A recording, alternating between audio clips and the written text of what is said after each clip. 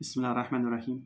آپ صلی اللہ علیہ وسلم کی لائف سے سنتوں میں سے ایک اور ویڈیو، اور آج کی جو ویڈیو ہے وہ ہے قضائے حاجت کے بارے میں کہ آپ صلی اللہ علیہ وسلم واش روم میں کیسے جاتے تھے،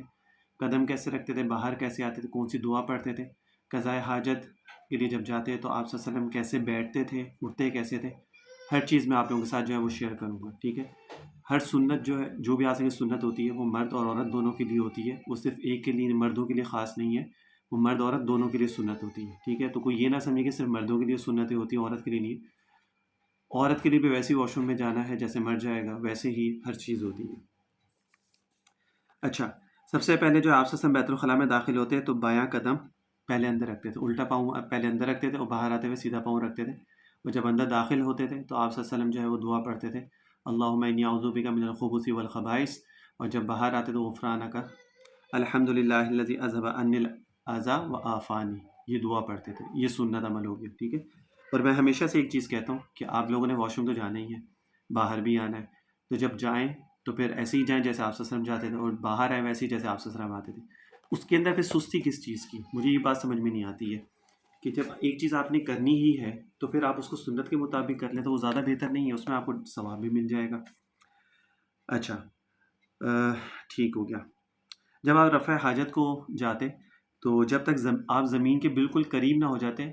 تو اپنا سطر کو جو ہے وہ کھولتے ہی نہیں تھے، ٹھیک ہے۔ یعنی جب آپ واش روم میں جاتے اور بیٹھتے تھے تو بیٹھنے تک اتنے زمین کے قریب ہو جاتے تب جا کے اپنا سطر جو ہے وہ، جو بھی آپ نے تہبند وغیرہ پہنا ہوتا تھا یا جو بھی ہے، تو اس کو اس وقت نہیں کھولتے جب آپ زمین کے قریب نہ ہو جاتے، تو یہ سنت عمل ہے، ٹھیک ہے۔ اچھا، آپ پیشاب کرنا چاہتے تو نرم زمین کی تلاش کرتے ہیں۔ دیکھو، اب چینج ہو گیا، آپ سب کے دور میں اس طرح کے واش روم نہیں تھے، پکے واش روم نہیں تھے جس طرح کے اب ہوتے ہیں نا۔ اب تو اٹیچ باتھ روم بھی مل جاتے ہیں آپ کو، اب تو فلیش ہوتا ہے، کمبورڈ ہوتا ہے، تو ہر چیز بہت آسانی ہے۔ تو یہ سنت عمل جو ہے نا، یہاں گاؤں میں ابھی بھی جہاں پر یہ چیزیں نہیں، بلکہ اب تو گاؤں میں بھی ہوتا ہے، لیکن یہ سمجھ لیں کہ جہاں پر ابھی اس طرح کے واش روم نہیں ہیں، جو لوگ ابھی بھی جنگل یوز کرتے ہیں یا اوپن زمین یوز کرتے ہیں، یہ ان کے لیے ضرور ہے، ٹھیک ہے۔ باقی اس میں جو چیزیں ہم لوگوں کے لیے ہیں وہ میں آپ لوگوں کے ساتھ شیئر کر رہا ہوں، وہ آپ لوگ کر سکتے ہیں، اور جو چیزیں ہمارے لیے نہیں ہیں، جیسے آپ صلی اللہ علیہ وسلم جب قضاء حاجت کے لیے نرم زمین کو استعمال کرتے تھے، نرم زمین کو، اور اگر نرم زمین نہیں ہوتی تھی تو اس کو کسی لکڑی یا پتھر سے اس کو کھود لیتے تھے اور ایک چھوٹا سا نا کھڈا سا اس کو بنا لیتے تھے، تو پھر اس کو وہ یوز کرتے تھے۔ اس کی ریزن یہ ہوتی تھی کہ اگر آپ زمین، سخت زمین قضاء حاجت کے لیے اگر استعمال کریں تو اس میں چھینٹے آنے کا ڈر ہوتا ہے، ٹھیک ہے، اور یہ بہت سخت گناہ ہے۔ اور یہی چیز آج ہمارے واش روم میں بھی، جب بھی آپ فلیش یوز کریں، کمبورڈ یوز کریں، تو ہمیشہ کوشش یہ کریں کہ اپنے آپ کو جو ہے نجاست سے ہمیشہ محفوظ رکھیں، ٹھیک ہے، کیونکہ اس کا بڑا سخت عذاب ہے اور بڑا سخت گناہ ہے اس کا۔ تو جو گاؤں میں ہے وہ تو اگر زمین استعمال کرتے ہیں تو وہ تو اس طرح کر سکتے ہیں جس طرح آپ صلی اللہ علیہ وسلم کی نرم زمین استعمال کرتے ہیں، اور اگر نرم نہیں ہوتی تو کھڈا کر کے چھوٹا سا، تو اس کو پھر یوز کرتے ہیں، ٹھیک ہے۔ اور اگر ویسے شہروں میں ہے تو شہروں کے لیے تو یہ نہیں ہے، کیونکہ یہاں پہ تو واش روم دوسرے ہوتے ہیں۔ حبیب بن صالح سے مروی ہے کہ آپ صلی اللہ علیہ وسلم جب مقام فراغت میں داخل ہوتے تو اپنا جوتا پہن لیتے تھے، یعنی واش روم میں جب انٹر ہوتے تو جوتا پہن کر ہوتے تھے، اور اپنا سر ڈھانپ لیتے تھے۔ سر بھی ڈھانپ کے آپ جاتے تھے، یعنی ٹوپی وغیرہ آپ کے سر پہ جو بھی ہوتی تھی آپ پہن کے واش روم میں جاتے، اور جوتا پہن کے واش روم میں جاتے ہیں، تو اس لیے یہ بھی سنت عمل ہے۔ تو عورتیں ہوں چاہے مرد ہوں، مرد ہوں تو ٹوپی پہن کے جائیں، اور عورت ہو تو سر اپنا ڈھانپ کے جائیں، یہ سنت عمل ہے، کیونکہ شیاطین وغیرہ واش روم کے اندر ہوتے ہیں، تو اس وجہ سے۔ اچھا، کبھی آپ پانی سے استنجا فرماتے، کبھی ڈھیلے سے، کبھی دونوں کا استعمال فرماتے تھے، کیونکہ اس وقت میں پانی کم ہوتا تھا تو پتھر وغیرہ شریعت میں، فقہ میں جو ہے وہ آپ ڈھیلے سے بھی جو ہے اس سے بھی آپ استنجا کر سکتے ہیں، اور پانی بھی جو ہے وہ استعمال کر سکتے ہیں، تو آپ صلی اللہ علیہ وسلم نے دونوں چیزوں کا استعمال کیا ہے۔ لیکن اگر آپ ڈھیلے استعمال کرتے تھے، چھوٹی چھوٹی جو ہوتے تھے، تو وہ طاق میں ہوتے تھے، 3، 5، 7 اس طرح ہوتے تھے۔ اچھا، اور آپ جب واش روم میں جاتے تھے تو نجاست وغیرہ صاف کرنے کے لیے اور الٹا ہاتھ جو ہے وہ استعمال کرتے، تو اس لیے کہا جاتا ہے کہ جو بھی، جیسے جو نجاست والی یا جو اس طرح کی چیزیں ہوتی ہیں اس کو صاف کرنے کے لیے الٹا ہاتھ ہوتا ہے، اور جو بھی اچھی چیزیں ہوتی ہیں، پاک چیزیں ہوتی ہیں، اس کے لیے سیدھا ہاتھ جو ہے وہ استعمال کیا جاتا ہے۔ اچھا، جب آپ پانی سے استنجا فرماتے تو اس کے بعد زمین پر ہاتھ کو رگڑ کر دھوتے تھے، یعنی پانی سے دھو کر اور پھر اس کو زمین پر بھی ہاتھ کو مل لیتے تھے۔ اچھا، پیشاب کرنے کے لیے اکڑو بیٹھتے تھے، یعنی جس طرح ہم لوگ واش روم میں فلیش پہ جس طرح بیٹھتے ہیں تو ویسے بیٹھتے تھے، اور جب بیٹھتے تھے تو اپنی دونوں ٹانگوں کو تھوڑا سا کشادہ رکھتے تھے آپ صلی اللہ علیہ وسلم نا، کیا تاکہ چھینٹوں سے بچ سکے. جس طرح میں نے پہلے بھی بتایا کہ اس کے اندر بڑا سخت عذاب ہے، تو آپ صلی اللہ علیہ وسلم اس کے اندر بہت زیادہ احتیاط خود بھی کرتے تھے، امت کے لیے بھی یہ چیز آپ صلی اللہ علیہ وسلم نے بیان فرمائی ہے. اچھا، جب آپ رفع حاجت کے لیے بیٹھتے تو قبلی کی طرف منہ نہ کرتے تھے اور نہ کمر کرتے، نہ کمر بیک کرتے تھے نہ فرنٹ کرتے تھے قبلی کی طرف. تو اس لیے جب بھی کوئی نیا گھر بھی بناتا ہے تو وہ اس چیز کا ضرور خیال رکھے کہ قبلہ کس سائڈ پہ، تاکہ قبلی کی طرف نہ آپ کا فرنٹ ہو نہ آپ کی بیک ہو. تو اس کی پوزیشن ایسی ہونی چاہیے کہ دونوں چیزیں جو ہے وہ قبلی کی طرف نہ ہوں. حضرت ابو ہریرہ سے روایت ہے کہ آپ صلی اللہ علیہ وسلم جب استنجا کو جاتے تھے، یعنی واش روم جاتے تھے، تو آپ کو پانی لا کر دیتا اور آپ اسے طہارت کرتے، پھر اپنے ہاتھ کو مٹی پہ ملتے تھے، پھر میں دوسرا برتن لاتا تو آپ اس سے وضو کرتے تھے.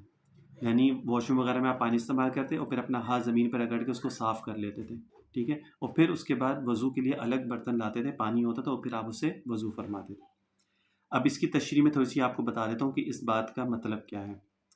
آپ صلی اللہ علیہ وسلم ڈھیلے وغیرہ سے استنجا کرنے کے بعد پانی سے بھی طہارت فرماتے تھے، ٹھیک ہے، صرف ڈھیلے سے نہیں کرتے تھے بلکہ پانی بھی استعمال، دونوں چیزیں استعمال کرتے تھے. اس کے بعد ہاتھ کو زمین پر مل کر دھوتے تھے، اس کے بعد وضو کرتے تھے، ٹھیک ہے. جیسا کہ اس حدیث سے معلوم ہو کہ آپ کی عادت مبارکہ یہی تھی، قضائے حاجت اور استنجا سے فارغ ہو کر وضو بھی فرماتے تھے. لیکن کبھی بھی یہ ظاہر کرنے کے لیے کہ وضو کرنا صرف اولا ہے، افضل ہے، اس کو فرض و واجب نہیں بنایا، تو اس لیے کبھی آپ صلی اللہ علیہ وسلم نے وضو نہیں بھی کیا. آپ کرتے بھی تھے اور نہیں بھی کرتے. اسی طرح ایک دفعہ حضرت عمر جو ہے وہ آپ کے لیے پانی لا کے لے کے آئے، اور آپ جب فارغ ہوئے تو آپ سے فرمایا کہ یہ کس لیے؟ تو انہوں نے کہا جی میں آپ کے وضو کے لیے پانی لے کے، تو آپ سے فرمایا کہ یہ ضروری نہیں کہ میں ہر نماز واش روم سے جب بھی آؤں تو میں وضو کروں گا، ٹھیک ہے. اور یہ امت کے لیے تھا کہ اگر یہ چیز آپ صلی اللہ علیہ وسلم ہر اس کے واش روم سے نکلتے ہوئے وضو کرتے نا، تو یہ پھر فرض و واجب لوگ سمجھ لیتے، تو اس کو پھر ضروری سمجھ لیتے، جو پھر مشکل ہو جاتا نا. تو یہ چیز اس لیے آپ صلی اللہ علیہ وسلم نے اس کو کبھی کبھی ترک بھی کیا، تاکہ اس چیز کو فرض یا واجب نہ بنایا جائے، یہ کوئی قانون نہ بن جائے امت کے لیے نا. تو آپ صلی اللہ علیہ وسلم نے اس چیز کو، لیکن ہاں اگر آپ وضو سے ہر وقت رہتے ہیں، جس طرح کہ آپ واش روم جو ہے واش روم یوز کرتے ہیں، باہر آنے سے پہلے وضو کر لیں.